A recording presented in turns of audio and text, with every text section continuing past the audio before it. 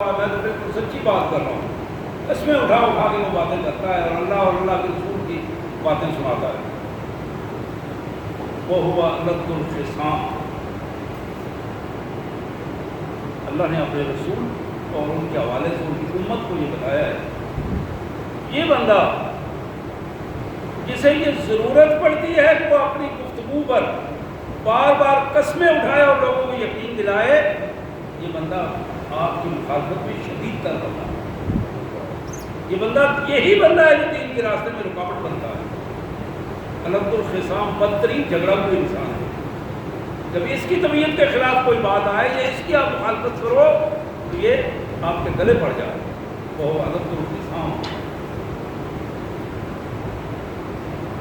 اب دوسری آیت میں ذرا غور فرمائیے، وَإِذَا تَوَلَّىٰ سَعَىٰ فِي الْأَرْضِ لِيُفْسِدَ فِيهَا وَيُهْلِكَ الْحَرْثَ وَالنَّسْلَ وَاللَّهُ لَا يُحِبُّ الْفَسَادَ۔ یہی بندہ جب اسے کوئی اختیار ملتا ہے، اختیار، گاؤں کا چودھری بن جاتا ہے، ملک کا وزیر اعظم بن جاتا ہے، صدر بن جاتا ہے، ڈی سی بن جاتا ہے، وزیر اعلیٰ بن جاتا ہے، وہ بندہ با اختیار ہوتا ہے۔ وَإِذَا تَوَلَّىٰ سَعَىٰ فِي الْأَرْضِ، جب اسے موقع ملتا ہے زمین میں کچھ کر کے دکھائے، پھر بجائے اس کے کہ وہ اللہ کی کوئی بات کرے، اللہ کے حکم کے مطابق اس زمین کو بنائے، لِيُفْسِدَ فِيهَا، وہ زمین میں فساد برپا کرے، زمین میں فسادی ماحول بنا دیتا ہے، لوگ ایک دوسرے سے لڑنا جھگڑنا اور پریشانی کی کیفیت کا شکار ہو جاتے ہیں۔ وَيُهْلِكَ الْحَرْثَ، کھیتیوں کو وہ برباد کر دیتا ہے، زمینداری اور کسانوں کے نظام کو تباہی اور بربادی کا شکار کر دیتا، بجائے اس کیفیت کو آگے لے جانے کے اس کے لیے رکاوٹ بن جاتا۔ والنسل، اور پھر پوزیشن یہ ہے کہ آبادیوں کو وہ برباد کرتا ہے، لوگوں کے آبادیوں کے بڑھنے کی کیفیت کو وہ ختم کرتا ہے، نسلوں کو وہ ختم کرنے کی کوشش کرتا ہے، نسلوں کو برباد کرنے کی کوشش کرتا ہے۔ واللہ لا یحب الفساد، یہ سارے کام فساد کے اور اللہ فساد کو پسند نہیں کرتا۔ اب ذرا تیسری آیت سنیے، یہ ترتیب کے ساتھ اللہ تعالیٰ ارشاد فرما رہے ہیں، وَإِذَا قِيلَ لَهُ اتَّقِ اللَّهَ، جب اسے توجہ دلائی جائے ذرا اللہ کا خوف کرو، بات کیا کرتے ہو اور کام کیا کرتے ہو، اتق اللہ، اللہ سے ڈر جاؤ، تمہیں اللہ کے سامنے جواب دینا ہے، اللہ کا خوف کرو۔ اخذتہ العزت بالاسم، اسے پھر اپنا سٹیٹس یاد آ جاتا، وہ زنجیر بن جاتا ہے اس کے پاؤں کی، اس کا سٹیٹس ہے۔ اخذت العزت بالاسم، وہ جو بدترین رویے کے ساتھ اس نے سٹیٹس اپنا اختیار کیا ہے، ماحول بنایا ہے، وہ غلط ماحول اور فساد کا ماحول، اور وہ سٹیٹس اور وہ عزت اور مرتبہ جو اسے حاصل ہوا ہے، وہ جھوٹ اور فساد کی وجہ سے وہ اس کے پاؤں کی زنجیر بن جاتا ہے۔ فحسبہ جہنم، اللہ فرماتے ہیں کہ ہمارا فیصلہ اس کے لیے جہنم ہے۔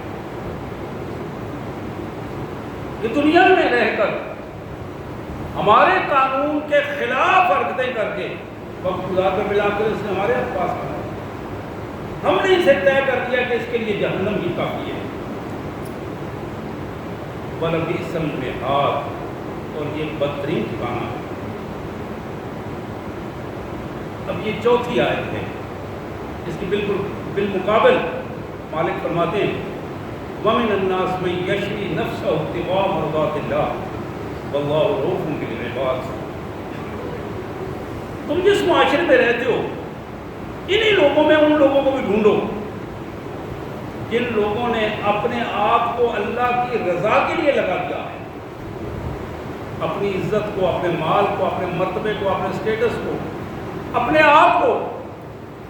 میں یشری، جس نے بیچ دیا ہے نفس، وہ اپنے آپ کو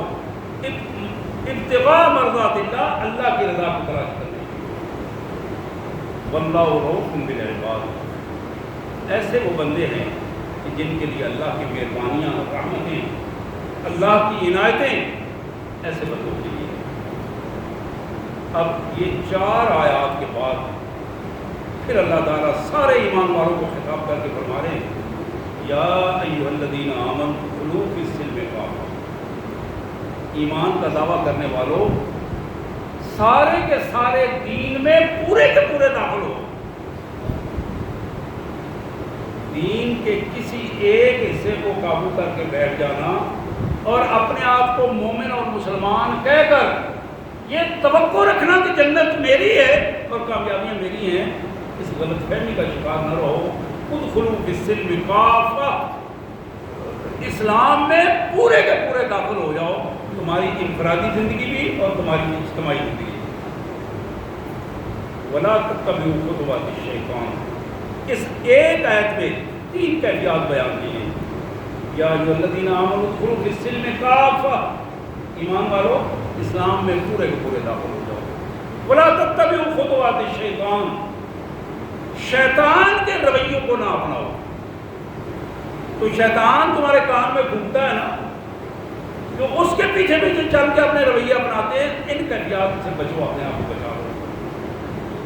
اس لیے یہ شیطان جو ہے انہ لکم عدو مبین، یہ تمہارا کھلا کھلا دشمن ہے، کوئی ایک موقع بھی وہ نہیں جانے دے گا جس میں وہ تمہیں ذلیل و رسوا کر کے نہیں چھوڑے گا۔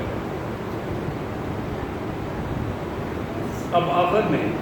2 آیات ہیں جس میں اللہ تعالیٰ ہمیں اسی طرح خطاب فرماتے ہوئے کہتے ہیں فَإِن زَلَلْتُم مِّن بَعْدِ مَا جَاءَتْكُمُ الْبَيِّنَاتُ فَاعْلَمُوا أَنَّ اللَّهَ عَزِيزٌ حَكِيمٌ، بات کھل کر تمہارے سامنے آ گئی ہے، اس کے باوجود اگر تم بھٹکے رہے، فَإِن زَلَلْتُم مِّن بَعْدِ مَا جَاءَتْكُمُ الْبَيِّنَاتُ، اب بات کھل کر تمہارے سامنے آ گئی ہے، اس کے باوجود اگر تم نے راستہ صحیح اختیار نہ کیا، بھٹکے رہے اور اپنے آپ کو اسی مفاد پرستی کے رویے پر قائم رکھا، تو پھر یاد رکھو، فَاعْلَمُوا، یاد رکھو، ان اللہ عزیز حکیم، اللہ کو قابو کرتے ہوئے کوئی چیز رکاوٹ نہیں ہے۔ ان اللہ عزیز، اللہ پوری طاقت رکھتا ہے، حکیم اپنی طاقت کو استعمال کرنا جانتا ہے، کوئی چیز بھی اس کی طاقت قدرت اختیارات سے باہر نہیں ہے، ہر چیز پر اس کا پورا پورا کنٹرول ہے۔ هل ينظرون الا ان ياتيهم الله في ظلل من الغمام والملائكه وقضي الامر، کیا یہ لوگ اس وقت کا انتظار کر رہے ہیں کہ اللہ تبارک و تعالیٰ کی اپنی ذات گرامی ان کے سامنے آئے اور وہ بادلوں سے نکل کر خود اللہ ان کے سامنے آئے اور پھر فرشتے خود الامر اور معاملہ طے کر دیا جائے، ان کے سارے فیصلے کر دیے جائیں؟ اللہ فرماتے ہیں بھائی اللہ ترجع الامور، یہ بات ذہن میں بٹھا لو کہ تمہاری ایک ایک حرکت، ایک ایک معاملہ، اسے بالآخر لوٹ کر اللہ کے حضور جانا ہے اور وہیں فیصلہ ہوگا، اور وہ فیصلہ حتمی اور آخری ہوگا جس کے بعد کسی کو کوئی اختیار نہیں ہوگا۔ نستغفر اللہ ونتوب الیہ یا رحم الراحمین یا ذا الجلال والاکرام انک عفو کریم تحب العفو فاعف عنا یا غفور۔ حضرات، یہ آیات تھی سورہ البقرہ کی آیت نمبر 204 سے 210 تک، جن آیات کا سادہ سا مفہوم میں نے اپنے انداز میں آپ کے سامنے رکھا۔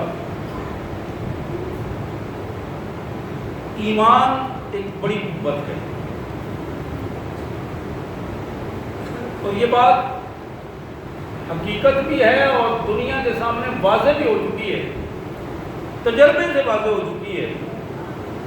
کہ ایمان کا مقابلہ کوئی قوت نہیں کر سکی، کوئی قوت نہیں کر سکی۔ جسے ہم دنیا کی بڑی قوتیں کہتے ہیں، دنیا کی بڑی قوتیں کہتے ہیں،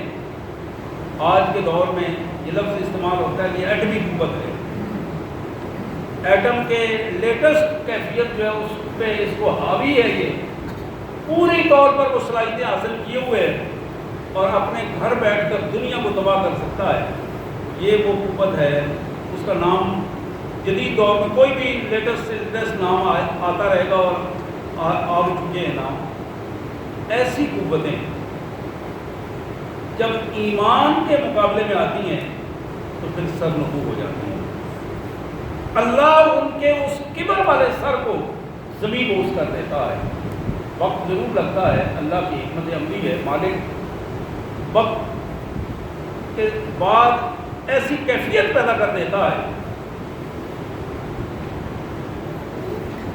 چند سال پہلے کی بات تھی، پاکستان میں ایک افغان سفیر آیا تھا۔ آپ کو یاد ہوگا، جو لوگ حالات سے باخبر رہتے ہیں انہیں یہ نام بڑا معروف ہے ان کے لیے۔ ملا عبدالسلام ضعیف کے نام سے شخص موجود تھا، اچھا متقی انسان، صاحب علم انسان، اور طاغوتی دنیا میں اس کا نام اس کی سادگی اور علم اور تقوی کے باوجود طاغوتی دنیا میں ایک ایٹم بم سے کم نہیں تھا۔ اپنے دوست ملک پاکستان وہ شخص آیا اور پاکستان نے اسے پکڑ کر اپنے بدترین دشمن امریکہ کے حوالے کیا، اور پھر اس حالت میں حوالے کیا کہ پاکستان کی سرزمین پر اسے پاؤں سے ٹھڈے مارتے ہوئے، پھٹے ہوئے کپڑوں کے ساتھ لو لوان کر کے اس بدترین دنیا کے ذلت افروز لوگوں کے حوالے کیا گیا۔ اور پھر ایک وقت گزرا، اللہ کو جو وقت منظور تھا وہ وقت گزرا، اور پھر حالات میں پلٹا کھایا۔ میں چند دن پہلے دیکھ رہا تھا، وہی ملا عبدالسلام ضعیف اپنے وفد کی قیادت کرتے ہوئے قطر میں، دوحہ میں، امریکی وفد کے ساتھ مذاکرات کے لیے، جو امریکی وفد اس کا استقبال کر رہا تھا، یہ لوگ اسی طرح اپنی پگڑیاں پہنے ہوئے، لمبے کپڑے چوغے پہنے ہوئے، چادریں کندھے پہ رکھے ہوئے اسی کیفیت میں آ رہے تھے، اور ایمان کی اس قوت کے ساتھ چلتے ہوئے آ رہے تھے۔ آپ یقین کریں کہ وہ سامنے وہ پورے حالات دیکھ کر محسوس ہو رہا تھا جیسے زمین طاغوت کو وقت نہیں دے رہی کہ وہ طاغوت زمین کے اندر دھنس جائے۔ اللہ نے ایمان کو اتنی عزت دی تھی کہ وہ طاغوت جو کسی دور میں انہیں مار رہا تھا، آج ان کے سامنے آنکھیں نیچی کر کے ان کا استقبال کرتے ہوئے پایا گیا۔ اللہ نے یہ بات کھل کر ہمارے سامنے رکھی، فَاعْلَمُوا أَنَّ اللَّهَ عَزِيزٌ حَكِيمٌ۔ یہ جو چھوٹی سی بات تھی جو میں نے واقعہ آپ کے سامنے رکھا، ورنہ تاریخ میں اتنے بڑے بڑے واقعات ہیں۔ اب فرعون کا واقعہ کیا ہمارے سامنے کم ہے، نمرود کا واقعہ کم ہے، آج کے دور کے واقعات اور پھر پوری تاریخ اس سے بھری پڑی ہے۔ کائنات کے مالک نے یہ بات ہمارے سامنے ثابت کی ہے، اور عملی زندگی میں تاریخ نے ثابت کی ہے کہ ایمان کی قوت کے سامنے کوئی قوت ٹھہر نہیں سکتی۔ محمد کریم صلی اللہ علیہ وسلم، آپ کے علم میں ہے، آپ نے تاریخ پڑھی ہے، آپ سنتے رہتے ہیں، اور جس شخص کو نبی رحمت صلی اللہ علیہ وسلم کی ذات مبارک کے ساتھ محبت ہے وہ آپ کی سیرت پڑھتا ہے۔ آج کتابوں سے ہمیں کتابوں کی طرف جانے کی فرصت نہیں ہے، نیٹ نے زندگیاں اس حد تک برباد کر دی ہیں، تو کچھ غلط سلط ہمیں نیٹ پہ ملتا ہے، ہم اسے صحیح سمجھ کر پڑھتے چلے جاتے ہیں، اور اسی اپنی ریسرچ کو ہم سمجھتے ہیں کہ یہ بہت اچھی ریسرچ ہے، حالانکہ یہ بھی ہم جانتے ہیں کہ اس میں یہ رتب و یابت سب کچھ ملا دیا گیا ہے، اور ملا کے ہمارے سامنے رکھا گیا ہے۔ حقیقت یہ ہے کہ جسے محمد الرسول اللہ صلی اللہ علیہ وسلم سے محبت ہے وہ آپ کی سیرت کو پڑھتا ہے، آپ کی صورت کو دیکھنا چاہتا ہے۔ مجھے ذہن میں اچانک اللہ کے رسول صلی اللہ علیہ وسلم کی حدیث مبارک آئی، حضور صلی اللہ علیہ وسلم ایک دن تشریف فرما تھے، آپ نے فرمایا کہ صحابہ ایک وقت وہ آئے گا جن لوگوں نے مجھے نہیں دیکھا، صرف میرا تذکرہ سنا، میرے سے ملاقات کے لیے وہ تڑپ رہے ہوں، ان کے دلوں میں محبت اتنی ہوگی میرے لیے کہ وہ میرے لیے جان قربان کرنے کے لیے تیار ہوں گے، تڑپ رہے ہوں گے۔ یہ وہ لوگ ہیں کہ اللہ تعالیٰ ان کو بڑے مراتب عطا کرے گا، بڑے مراتب عطا کرے گا۔ آج ایسے بدبخت بھی دنیا میں موجود ہیں، اسلام کا نام اور کلمہ یہ ساری چیزیں ان کے نام کے ساتھ موجود ہیں، لیکن بدبختی کی پوزیشن یہ ہے کہ انہی کے نام کے ساتھ محمد الرسول اللہ صلی اللہ علیہ وسلم کی ایک نہیں، دو نہیں، بے شمار گستاخیاں بھی اپنے دور پہ موجود ہیں۔ نبی رحمت صلی اللہ علیہ وسلم سے جب آغاز میں عرض کر رہا تھا کہ جنہیں محبت ہے وہ رسول اللہ صلی اللہ علیہ وسلم کی سیرت کا مطالعہ کرتے ہیں، حضور صلی اللہ علیہ وسلم کی احادیث کا مطالعہ کرتے ہیں، اور نتیجے میں ان کی زندگیاں بدلتی چلی جاتی ہیں۔ ایمان مضبوط ہوتا ہے رسول اللہ صلی اللہ علیہ وسلم سے تعلق کی بنیاد پر۔ جتنا حضور صلی اللہ علیہ وسلم سے تعلق کمزور ہوتا چلا جاتا ہے، اتنا ایمان کمزور ہوتا چلا جاتا ہے۔ یہ بات بڑی ٹوک سی بات ہے۔ آج یورپ کو یا غیر مسلموں کو اگر کوئی زیادہ تکلیف دہ چیز ان کے لیے ہے تو رسول اللہ صلی اللہ علیہ وسلم کی ذات گرامی ہے۔ یہ بات ذرا ہمارے ذہن میں بڑی واضح رہنی چاہیے۔ اللہ کو تو کسی نہ کسی حوالے سے پوری دنیا مانتی ہے، کوئی مشرکانہ لیول پہ مانتا ہے، یہاں تک ہندو جو بت پرست ہیں وہ بھی بالآخر اللہ کی بات کرتے ہیں، جو کمیونسٹ ہیں بالآخر وہ بھی کسی نہ کسی سطح پر پہنچ کر اللہ کے حوالے سے بات کرتے ہیں، لیکن یہ ساری باتیں مشرکانہ ہو جاتی ہیں۔ یہودی ہیں، عیسائی ہیں، ان سب کے ہاں جو قدر مشترک ہے، جہاں ان کو سب سے زیادہ تکلیف ہوتی ہے، وہ محمد رسول اللہ صلی اللہ علیہ وسلم کی ذات گرامی ہے۔ اس لیے کہ آپ خاتم النبیین ہیں، آپ آخری دین لے کے آئے ہیں، آپ شریعت محمدی کا وہ ایڈیشن ہمارے سامنے رکھ رہے ہیں جسے اللہ نے فائنل ایڈیشن قرار دیا ہے، اور جس کے بعد کوئی ایڈیشن نہیں ہے، جس کے بعد کوئی دوسرا دین نہیں ہے، کوئی ملت نہیں ہے، اور کوئی شریعت جس کے بعد نہیں ہے۔ اس دین اور شریعت کی بات جو محمد الرسول اللہ صلی اللہ علیہ وسلم نے ہمارے سامنے رکھی ہے، حضرات آج ہم میں کمزوریاں اس لیے واقع ہوتی ہیں کہ ہم آج کی بعض اوقات بے ہنگم شخصیات کے پیچھے چل کے محمد الرسول اللہ علیہ وسلم کی محبت کو بھول جاتے ہیں، اس عظیم شخصیت کو بھول جاتے ہیں، ان کے مقابلے میں ایک عام آدمی کا دفاع کرنا شروع کر دیتے ہیں۔ ہماری اپنی جو ایمان کی کیفیت ہے، ہمیں اس کو جانچتے رہنا چاہیے۔ بعض اوقات ہمارا اپنا مسئلہ بھی ایسا آتا ہے، ہم اپنی ذات کے مقابلے میں نعوذ باللہ ایسی پوزیشن آتی ہے کہ رسول اللہ کی سنت کا سامنے آتی ہے، اور پھر ہماری اپنی ذات اس پہ ترجیح ہو جاتی ہے، ہم اپنے آپ کو ترجیح دے دیتے ہیں اور سنت کو چھوڑ دیتے ہیں، اپنے آپ کو ترجیح دیتے ہیں نعوذ باللہ، اور محمد الرسول اللہ صلی اللہ علیہ وسلم کی ذات گرامی کے حوالے سے ہمارا رویہ سست ہو جاتا ہے۔ آپ کو شاید یاد ہوگا مکہ مکرمہ میں ایک آدمی کو پھانسی کے تختے پر لٹکایا ہوا تھا، اور لوگ نیزے نیزوں کی انیاں اور نیزے کے بھالے، چھریاں، چاقو، جو کسی کے ہاتھ میں آیا، یہاں تک کہ درانتیاں تک لے کر اس ایک شخص سے اپنا پورا کفر کا بدلہ لینے کے لیے وہاں موجود تھے، اور اس کو ایک ایک انی چباتے اور پھر اس کا خون نکلتا اور ساتھ یہ الفاظ کہتے کہ مزہ آ رہا ہے۔ اور پھر ایک شخص آگے بڑھا اور اس نے یہ پوچھا کہ تم بتاؤ کہ آج اگر تمہاری جگہ محمد ہوتا تو پھر کیا ہوتا؟ تمہارا دل تو کر رہا ہوگا کہ تم چھوٹ جاؤ اور تمہاری جگہ پہ محمد رسول اللہ کو پکڑ لیا جائے۔ اب ذرا غور کیجیے ان الفاظ پر، یہ کیفیت کیا ہے؟ بندہ کس حالت میں ہے؟ کتنے دشمن اس کے جسم پر چبوکے دے رہے ہیں، اور جان کی کیفیت کیا ہے؟ لو لوہان ہے اور خون کے فوارے جسم سے نکل رہے ہیں، اور پھر اس سے پوچھا جا رہا ہے کہ آج بھی اگر مان لو محمد کا ساتھ چھوڑ دو صلی اللہ علیہ وسلم، تو تمہیں آج بھی ابھی سے بہت بڑے مراتب پہ فائز کر دیا جائے گا۔ تو یہ الفاظ کہنے والا قریب ہو کے کہتا ہے آج اگر تمہاری جگہ پہ محمد ہوتا تو سناؤ۔ تو تاریخ نے اس بندے کے الفاظ آج تک نوٹ کیے ہیں انہوں نے کہا خدا کی قسم، خدا کی قسم، یہ الفاظ ہیں کہ میری تو ایک جان ہے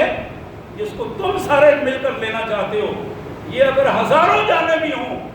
تو میں محمد کریم صلی اللہ علیہ وسلم کی ذات گرامی پہ قربان کرنے کے لیے تیار ہوں، اس پوزیشن میں کہ میرے آقا کے پاؤں میں ایک کانٹا بھی چبھے میں اس کو برداشت نہیں کرتا۔ حضرات، ایمان اس قوت کا نام ہے، ایمان اس کو، ہمیں تو تھوڑا سا بخار ہو جائے نا تو ہماری نماز چھوٹ جاتی ہے، طبیعت خراب ہو جائے، نیند کا غلبہ ہو جائے تو دین بہت پیچھے رہ جاتا ہے، ہم بہت آگے نکل جاتے ہیں۔ لیکن جس کے ماننے والے ہیں، جن کا رویہ ہمارے سامنے، ان پہ ذرا غور کیجیے کہ محبت اور دین کا نام کیا ہے۔ حضرات، یہی ایمان ہے۔ اس ایمان کے رویے کو اپنے اندر جانچنے کی کوشش کریں تو وہ کتنا ہے ہمارے پاس، وہ ایمان کس حد تک موجود ہے، اور یہ ایمان جتنا زیادہ ہوتا ہے اتنی آزمائش زیادہ ہوتی ہے۔ ترمذی کی ایک بڑی معروف روایت، نبی رحمت صلی اللہ علیہ وآلہ وسلم کا فرمان، جناب مصعب بن سعد اپنے والد محترم سے بیان کرتے ہیں، قال قلت یا رسول اللہ ایھا الناس اشد بلاء، میرے آقا ارشاد فرمائیے کہ لوگوں میں سب سے زیادہ اللہ کن لوگوں کو آزماتا ہے، سب سے زیادہ سخت آزمائش کن لوگوں پر آتی ہے؟ تو نبی رحمت صلی اللہ علیہ وسلم نے فرمایا الانبیاء، سب سے زیادہ جن لوگوں پر آزمائش آتی ہے وہ اللہ کے نبیوں پر آتی ہے۔ اللہ کے نبیوں کو اللہ اپنے نبیوں رسولوں کو سب سے زیادہ آزماتے ہیں۔ پھر فرمایا ثم الامثل فالامثل، اس کے بعد انبیاء کے قریب ترین جو لوگ ہیں ان کے صحابہ ہیں، پھر ان سے جو قریب ترین لوگ ہیں ان کو زیادہ آزمایا جاتا ہے۔ پھر ارشاد فرمایا فیبتلی الرجل علی حسب دینہ، بندے کا جتنا دین طاقتور ہوگا، ایمان کی قوت جتنی زیادہ ہوگی، اللہ اتنا زیادہ اس کو آزمائش میں ڈالے گا۔ یہ ہے معیار جو رسول اللہ صلی اللہ علیہ وسلم نے فرمایا فیبتلی الرجل بحسب دینہ، علی حسب دینہ، بندے کا جتنا دین ایمان مضبوط ہوگا اتنی زیادہ اس کی آزمائش ہوگی۔ فإن كان دینہ صلبا اشد بلاء، اگر اس کا دین مضبوط ہے، ایمان مضبوط ہے، طاقتور ہے، اللہ کے ہاں اس کی آزمائش بھی اتنی زیادہ مضبوط اور اتنی زیادہ طاقتور ہوگی۔ وإن كان في دینہ رقہ ابتلی علی حسب دینہ، لوگوں اگر اس کے دین میں کمزوری آ گئی اور پھر جتنی کمزوری اس کے دین میں آئے گی اتنی آزمائش کم ہوگی۔ اور پھر فرمایا فما یبرح البلاء بالعبد حتی یترک یمشی علی الارض ما علیہ خطیہ، اللہ اپنے بندے کے ساتھ اپنی رحمت کا رویہ یہ اپناتے ہیں، جو بندہ اللہ سے محبت کرتا ہے اس کے گناہ جب زیادہ ہو جاتے ہیں اللہ تعالیٰ اس کو آزمائش میں ڈال دیتا ہے، اور وہ آزمائش میں اتنے وقت تک رہتا ہے جب تک کہ اس کے گناہ اس کے اقتدار سے دھل نہیں جاتے۔ یہ آزمائش اس کے گناہوں کے دھل جانے کا سبب بن جاتی ہے۔ حضرات، آپ کے علم میں حضرت آدم علیہ السلام جو انسانیت کے باپ ہیں، اللہ نے انہیں بھی آزمایا، اور ان کی آزمائش ابلیس کے حوالے سے ہوئی، اور پھر انہیں جنت سے نکالا گیا۔ جنت بذات خود جنت میں رہنے کے لیے نہیں بنائے گئے تھے، جنت تو ان کا آخری ٹھکانہ تھی، لیکن جنت ایک آزمائش کا گھر بنا دیا گیا ان کے لیے، اور اس میں ان کی آزمائش ہوئی۔ اور پھر اللہ تعالیٰ نے ارشاد فرمایا کہ جب آدم علیہ السلام وعصا آدم ربہ فغوی، آدم سے اللہ کی نافرمانی ہوئی اور وہ راستہ چھوڑ گئے جو دین کا اصل راستہ تھا، اور پھر اللہ نے انہیں کلمات سکھائے، فتلقى آدم ربہ بکلمات، کلمات سکھائے۔ وہ کلمات جب آدم علیہ السلام نے پڑھے، اللہ تعالیٰ نے پھر اپنے راستے پر اپنے بندے کو عظمت بھی دی، عزت بھی دی، اور وہ رفعت بھی عطا کی۔ وہ کلمات کیا تھے؟ ربنا ظلمنا انفسنا وان لم تغفر لنا وترحمنا لنکونن من الخاسرین۔ یہ آزمائش کا رویہ آج بھی میرے اور آپ کے لیے، جب بندہ مومن پہ آزمائش آتی ہے اس کا سر اللہ کے حضور جھک جاتا ہے، اس کی زبان استغفار کے لیے نرم ہو جاتی ہے، اس کی آنکھوں میں حیا زیادہ آ جاتی ہے، اس کے دل و دماغ پر نرمی کے رویے چھا جاتے ہیں، اس کے فیصلوں میں اللہ کا خوف آتا ہے، اس کے ہاتھ، اس کے پاؤں، اس کے اعضاء و جوارے اپنے اللہ کے لیے نرم ہو جاتے ہیں، اور وہ اپنے آپ کو اپنے اللہ کی اطاعت کے لیے نرم پاتا ہے۔ حضرات، یہی آزمائش آپ کے علم میں ہے، حضرت یونس علیہ السلام کی ہوئی۔ یونس علیہ السلام شام کی بستی نینوا، موصل کے قریب، وہاں ان لوگوں کی طرف اللہ تعالیٰ نے جناب یونس علیہ السلام کو بھیجا، ان کو دعوت دی، اللہ کی دعوت دی، اللہ کی توحید کے بارے میں بتایا، اپنی نبوت کے حوالے سے پہچان کروائی۔ اب وہ لوگ مان نہیں رہے ہیں، یعنی نبوت کو تسلیم کیا ہے، درست طریقے سے اپنے رویے درست نہیں کر رہے ہیں۔ اکثریت، غالب اکثریت جو ہے وہ ایسے لوگوں کی ہے جو اللہ کے قانون کا مذاق اڑا رہے ہیں۔ اب ان حالات میں جب مجموعی طور پر غلبہ بدی کا ہو گیا، اللہ کی نافرمانی کا غلبہ ہوا، اللہ کے پیغمبر نے انہیں وارننگ دی، ٹھیک ہو جاؤ ورنہ اللہ کا عذاب آئے گا، تباہ ہو جاؤ گے۔ انہوں نے اس کی پرواہ نہ کی۔ بالآخر اللہ کے نبی یونس علیہ السلام اپنے گھر سے نکلے اور انہوں نے بتایا کہ 3 دن کے بعد تمہارے اوپر عذاب آ جائے گا۔ 3 دن۔ اب وہ 3 دن کی بات تھی، 3 دن ابھی مکمل ہی ہوئے تھے کہ عذاب کے جب آثار انہوں نے محسوس کیے،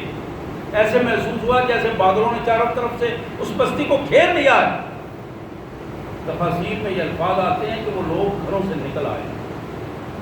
بوڑھے، بچے، جوان، عورتیں، بیمار، سب کے سب۔ اگلی روایت یہ ہے کہ انہوں نے اپنے جانوروں کو بھی نکال لائے، جانوروں تک کو نکال کر وہ باہر میدان میں آئے، اور پھر ہر شخص نے رونا شروع کر دیا، گر گڑانا شروع کیا، اور اتنا روئے، اتنا گر گیا، یہاں تک کہ ان کے جانوروں کی بھی بھیانک آوازیں ہوا میں آنا شروع ہو گئیں۔ اللہ تعالیٰ نے ان کے گناہ کو معاف کر دیا، اور قرآن میں اللہ نے قانون ایک بیان کیا کہ میرے قانون میں پوری کائنات میں صرف قوم یونس ہے جسے میں نے معاف کیا، ورنہ کوئی قوم بھی ایسی نہیں تھی کہ عذاب ان کو دیکھ لیں اپنی آنکھوں سے اور پھر بچ جائیں، ایسا ممکن نہیں ہوا۔ حضرات، آپ کے علم میں حضرت ابراہیم علیہ السلام کی بھی آزمائش ہوئی، محمد رسول اللہ کی بھی آزمائش ہوئی۔